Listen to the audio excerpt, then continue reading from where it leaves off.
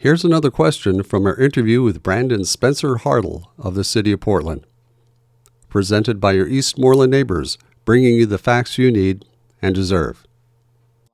Long-term plans for your interest in seeing more housing or less housing in the neighborhood. And so while they're technical and while they're bureaucratic, the code amendments really do set a table that may have a meaningful effect on thousands of people's lives in Eastmoreland years and the decades in the future, and may have an effect on people who don't even live there today.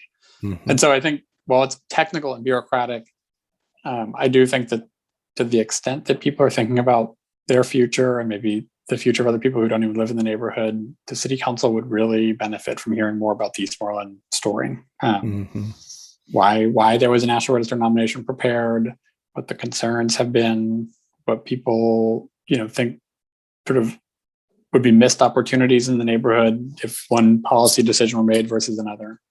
So I think that's really what's on my mind, is we want to get these code amendments right, and not just for Eastmoreland, but citywide.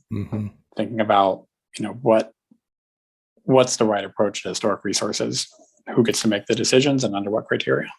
So now is really the time for Eastmorelanders who want to have some input to get that input to the city council before the November 3rd hearing, so that input can be considered.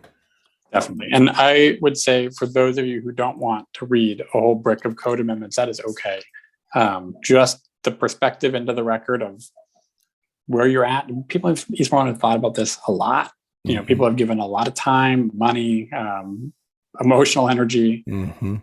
This would be a great time to let the city council know and staff know where you're at. What have you learned? What have you seen? And even if it's not, cross this T and dot that I in the code language, this is a great opportunity to give city staff and decision makers one more pass at what we've all learned.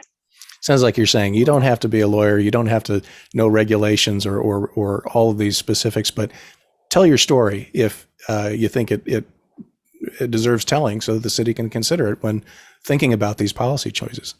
Yeah, and talking to someone who's a lawyer and talking to someone who's a regulator here, I think you're probably best off, if you're not a lawyer or a regulator, to give city council here's what it means for me. That's right. I'm a citizen or I'm a resident, and I have feedback. So that would be really great. And I think the other last thing I'll say, and this is an important one, historic resources have to evolve. Like they're relevant. They're relevant in the future, not just because of their past. Like they're relevant in the future because they serve a purpose. They're valued. And applying regulation to a historic resource that isn't valued and can't be relevant in the future is not a guarantee it gets protected. The regulation alone is not a guarantee that we've stopped something from being demolished or changed. It's about continuing the relevancy of a place into the future. And that's a big part of these code amendments, is how do we do the best we can with the regulations to keep these places relevant and allow them to adapt. Yeah. So what's the best way for our neighbors to contact you if they want to find out more? Yeah, good question. You can shoot me an email. It's Brandon, BRANDON, .Spencer, SPENCER, at portlandoregon.gov. If you're interested in testifying, you can go on to the Historic Resource Code Project website, and there's a link right there that says learn more and testify. Click that. You can just drop your testimony in online, send a letter to the city council. You could sign up to testify on November 3rd. If none of that makes sense to you, just shoot me an email and I'll send you the links and we can talk more about it. But what I look forward to too, Colin, is once these rules are set, I think we'll be able to finally have a more concrete discussion about what historic designation would mean for Eastmoreland. And I hope it's not, how would I say it? I hope we can get those questions answered before decisions are made. Yeah.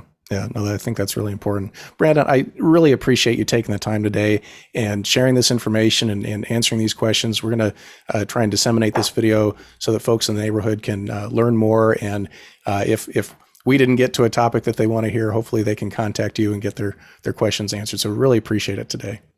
Thank you, Colin. Look forward to it. And I hope I get to come back and do this again, whatever that future holds. It sounds great. Take care. Thanks so much. Visit our website for the full hour-long video with Brandon about how a historic district will impact Eastmoreland. That's at eastmorelandhistoricdistrict.com.